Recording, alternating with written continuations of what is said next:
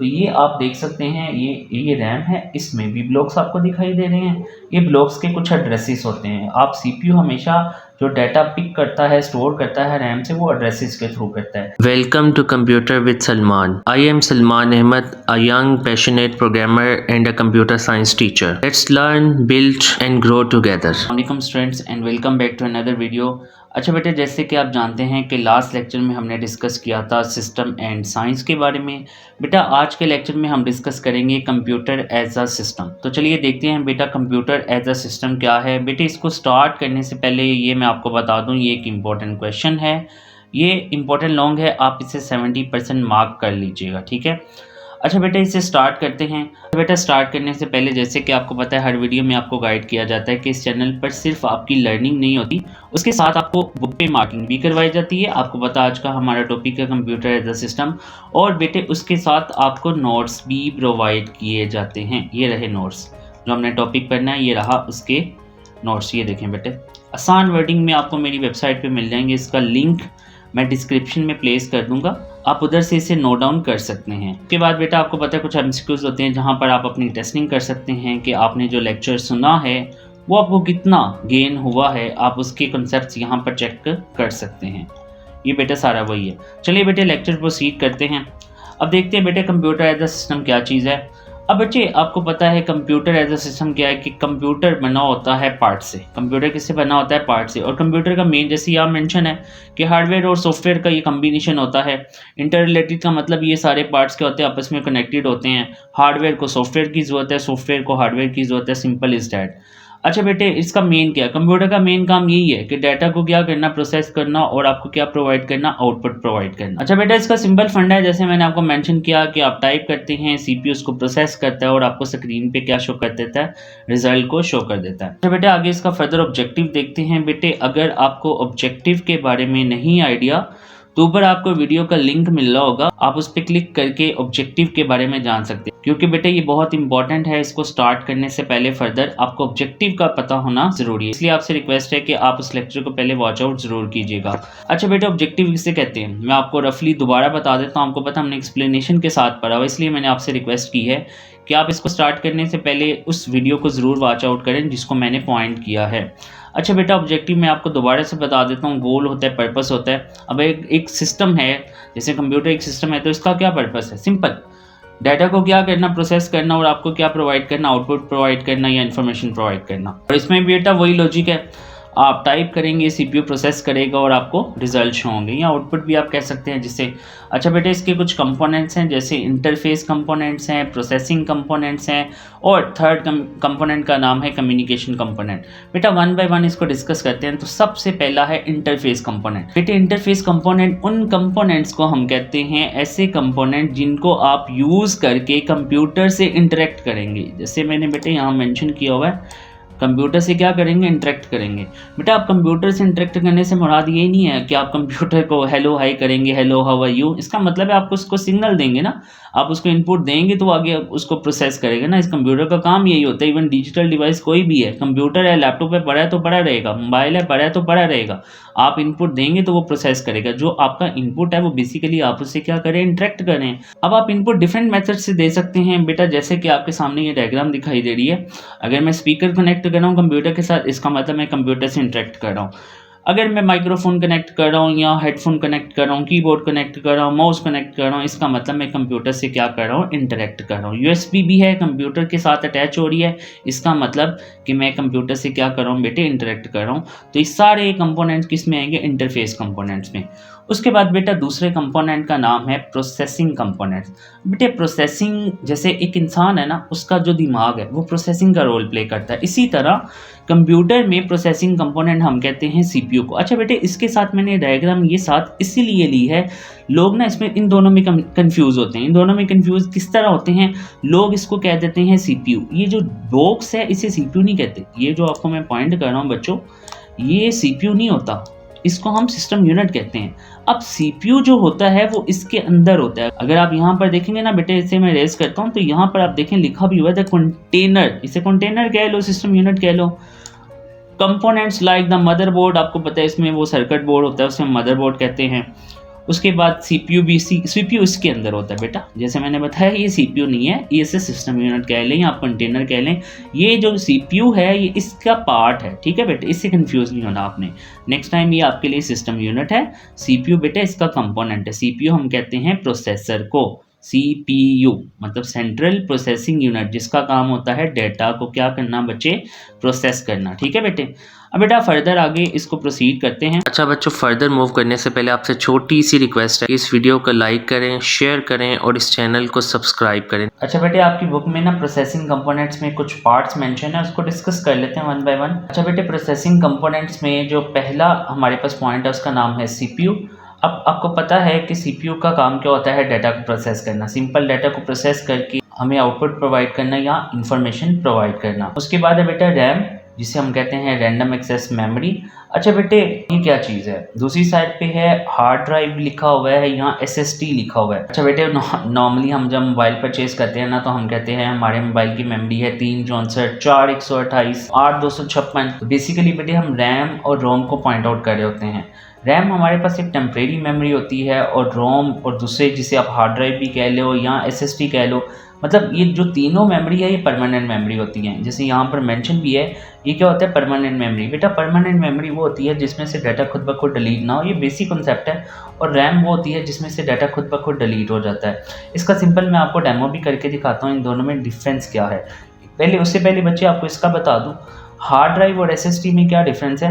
इन दोनों में डिफरेंस कोई नहीं है, ये दोनों परमानेंट मेमोरी है, लेकिन फ़र्क बस इतना है कि एसएसडी मच फास्टर होती है किससे, हार्ड ड्राइव। आजकल आप जो भी लैपटॉप परचेज करते हैं उसमें आपको यही ऑप्शन मिलता है, क्योंकि हार्ड ड्राइव बेटे एक पुरानी टेक्नोलॉजी है, तो आजकल जो है हमारे पास क्या है बेटे, एसएसडी है, ठीक है बच्चे।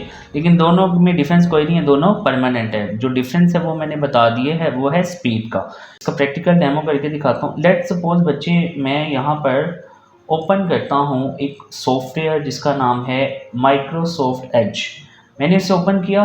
अब बेटा जैसे ही मैंने इसे ओपन किया, अब मैं दिखाता हूँ आपको, ये आपको मेमोरी में चला गया, क्योंकि आपको पता है जब भी चीज़ लोड होती है वो सबसे पहले बेटे याद रखिएगा, सबसे पहले वो स्टोर होती है रैम में। तो बेटे आप यहाँ पर देख सकते हैं, अगर आपको मैं दिखाऊँ, ये हमारे पास सीपीयू है, ये जो प्रोसेसेस हैं कुछ जो चल रहे हैं, और इस प्रोसेसेस में आपको पता है यहाँ पर मैंने इसे ओपन किया था तो ये देखें ये मेमोरी कंज्यूम कर रहा है। यहाँ पर आप ये देख सकते हैं, ये लास्ट टाइम भी मैंने आपको दिखाया था। अच्छा बेटे, जैसे मैंने आपको बताया ये टेम्परेरी मेमोरी होती है। अब जैसे ही मैं इसे क्लोज करूँगा, यहाँ मेरा लैपटॉप बंद होगा, ये ऑटोमेटिकली इस मेमोरी से क्या हो जाएगा, रिमूव हो जाएगा। हम रैम उसी को कहते हैं जिसमें से डाटा जैसे ही पावर ऑफ होती है, डाटा खुद ब खुद क्या हो जाता है, डिलीट हो जाता है। फॉर एग्जाम्पल बेटे यहाँ पर अगर मैं इसको एंड कर देता हूँ या मैं ख़त्म कर देता हूँ, फॉर एग्जाम्पल मैं इसे क्लोज कर देता हूँ। मैंने इसे क्लोज किया। अब मैंने जैसे ही इसे क्लोज किया बेटे, आप देखेंगे कि रैम में से ही गया, ये देखें, there is no more Microsoft Edge, Microsoft Edge is gone. तो बेटे ये काम होता है रैम और रोम का, या जिसे आप हार्ड ड्राइव कह लें या एसएसडी कह लें, क्योंकि मेरा जो माइक्रोसॉफ्ट एज है वो पहले किस में स्टोर है, वो एसएसडी में स्टोर है या हार्ड ड्राइव में स्टोर है। अब जब मैं इसे एग्जीक्यूट करूँगा ना तो वो बेटे किस में लोड होता है, रैम में। बेटे इसकी सबसे बड़ी एग्जांपल ये है कि आपके मोबाइल की रैम ठीक नहीं है तो आपका मोबाइल ऑन नहीं होगा। आपने देखा होगा समटाइम जब आप सिस्टम आप यूज़ करें और आपकी रैम ख़राब हो ना तो आपका डिस्प्ले ही नहीं आता। क्यों नहीं आता, क्योंकि सबसे पहले विंडोज़ की कुछ स्टेटमेंट्स होती हैं या कुछ कमांड्स होती हैं, कुछ इंस्ट्रक्शंस होनी होती हैं जो किसमें लोड होती हैं, रैम में। अगर रैम ही नहीं चलेगी तो ऑब्वियसली आपको कोई डिस्प्ले नहीं आने वाला और आपको टों टों की आवाज़ भी आती है।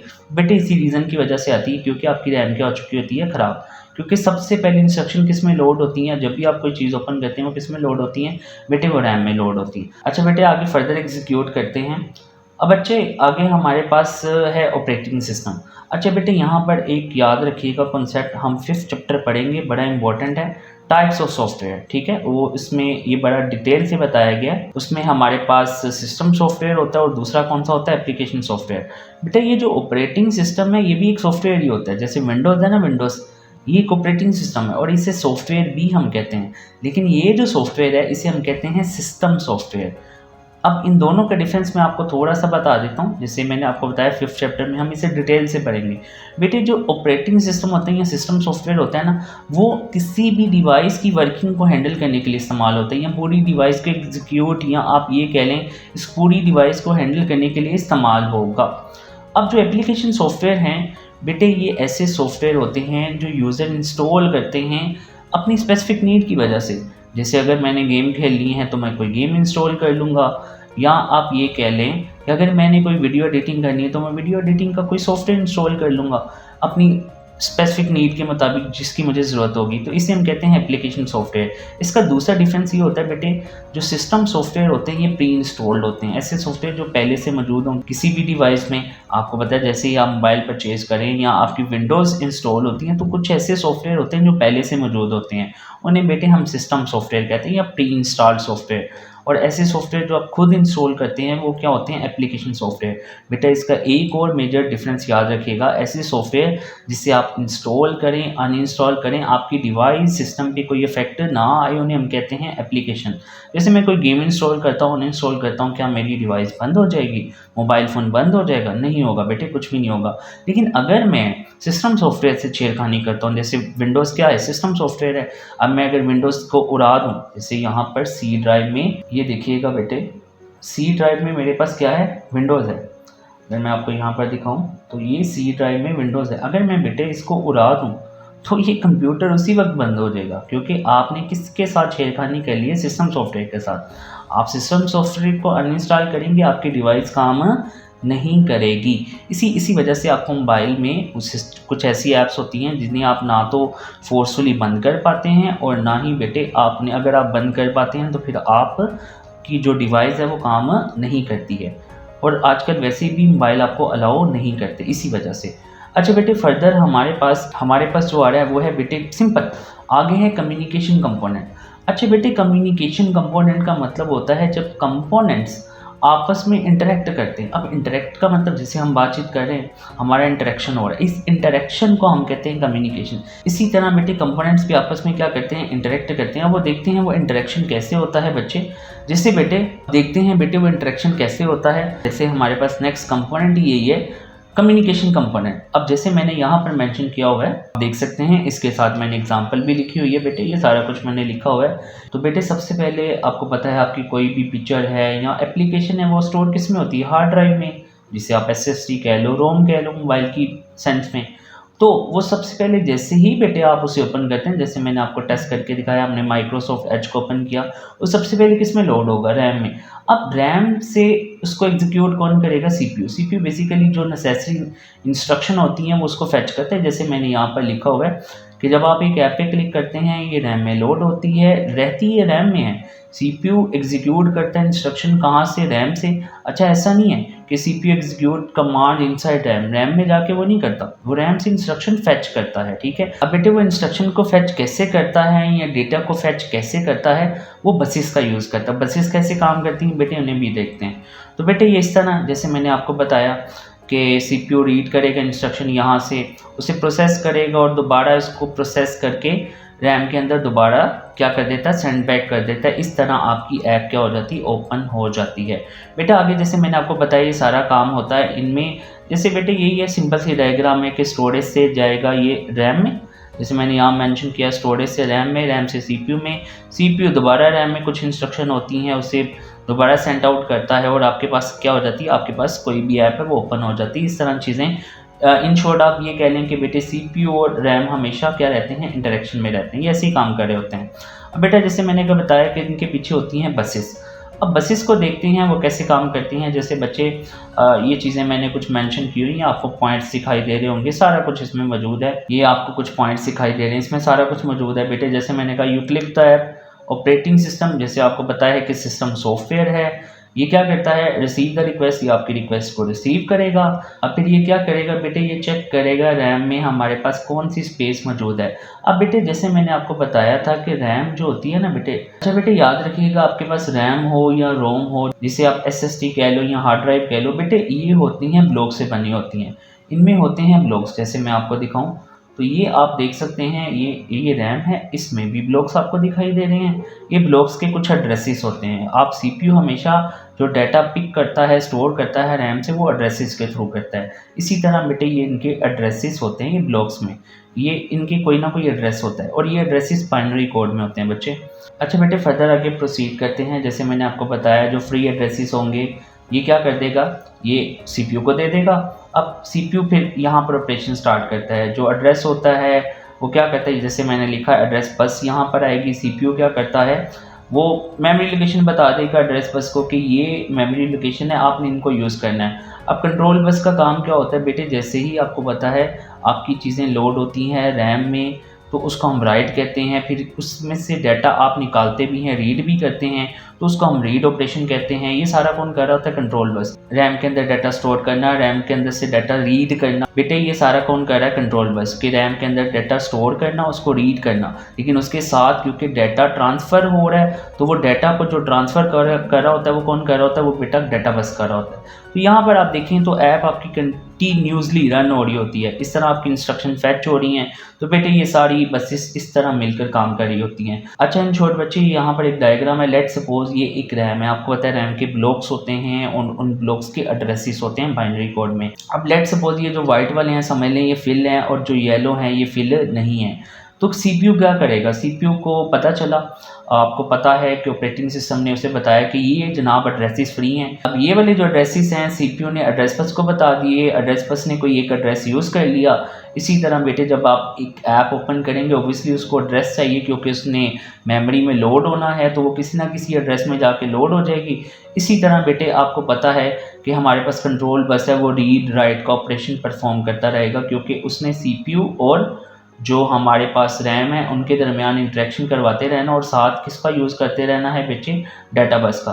क्योंकि ज़ाहिर बात है डाटा आपने जो रैम है उसके अंदर डाटा स्टोर हो रहा है, डाटा फैच हो रहा है, तो स्टोर और fetch no doubt control bus कर रहा है, लेकिन डेफिनेटली वो क्योंकि डाटा है तो डाटा को डिलीवर करना एक पॉइंट से दूसरे पॉइंट पे, मतलब सीपीयू से रैम की तरफ और रैम से सीपीयू की तरफ, वो कौन कर रहा होता है बेटे, वो कर रहा होता है डाटा बस, क्योंकि डाटा बस का काम होता है डेटा को डिलीवर करना। तो बच्चे ये इस तरह आपके कंपोनेंट्स काम कर रहे होते हैं। जैसे कि बेटे आपको मैंने बताया कि आप कोई भी ऐप ओपन करेंगे वो रैम में लोड होगी, रैम से सीपीयू में।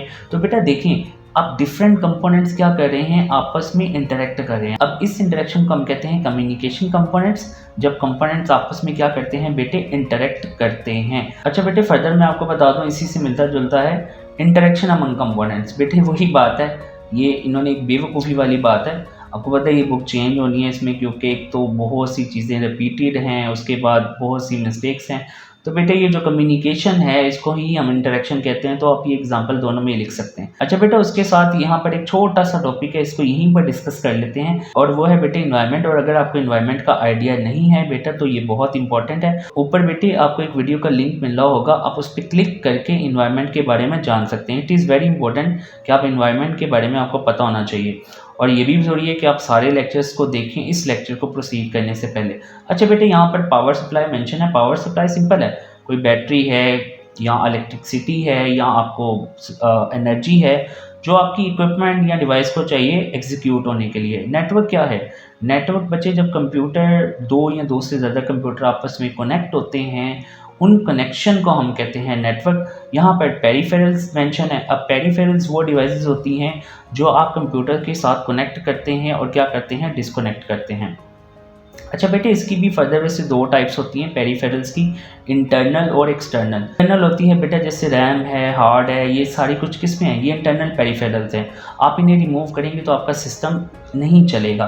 और एक्सटर्नल पेरिफेरल्स वो होती हैं जिन्हें आप कंप्यूटर के साथ लगाएं ना लगाएं, तब प्लग करें अनप्लग करें उससे कंप्यूटर पे कोई इफेक्ट नहीं आएगा, जिसमें कीबोर्ड है, यूएसबी है, माउस है वगैरह वगैरह।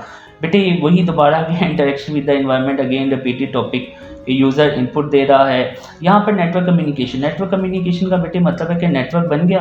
अब जब नेटवर्क में आपस में जाहिर बात है नेटवर्क का मतलब है कंप्यूटर आपस में कनेक्ट है। जब वो डेटा को शेयर करेंगे तो जो डेटा शेयर हो रहा है उसे हम कम्युनिकेशन कहेंगे। अब जब वो कम्युनिकेशन होगी तो उसे हम कहेंगे नेटवर्क कम्युनिकेशन। और मैं बेटे गूगल पे क्लिक करता हूँ, मैं यहाँ पर क्लिक करता हूँ, मैं यूट्यूब ओपन करता हूँ, तो यूट्यूब के सर्वर के साथ भी मैं क्या कर रहा हूँ, यहाँ पर कम्युनिकेट कर रहा हूँ। तो ये भी जो आपका है ये भी इसे हम क्या कहेंगे, नेटवर्क कम्युनिकेशन। बेटे पावर सप्लाई अगेन वही मतलब है, ठीक है। अब इसकी थोड़ी सी मार्किंग कर लेते हैं। अब बच्चे ये तो फुलफुल है, ये आपको इम्पोर्टेंट नहीं है बिल्कुल। आपको ये अगर डेफिनेशन है तो ये फुलफुल है, इसमें कटिंग नहीं है, इसका पता होना चाहिए आपको। इन्वायरमेंट बेटा आपको डिफरेंट करने की ज़रूरत नहीं। इन्वायरमेंट की जो डेफिनेशन आपने पहले की हुई है आप वही कर सकते हैं, आपको यहाँ से करने की ज़रूरत नहीं। इसको मैं आपको मार्क करवा देता हूँ। ये हमारा जो टॉपिक है कंप्यूटर एज अ सिस्टम, ये लॉन्ग है जैसे मैंने आपको बताया।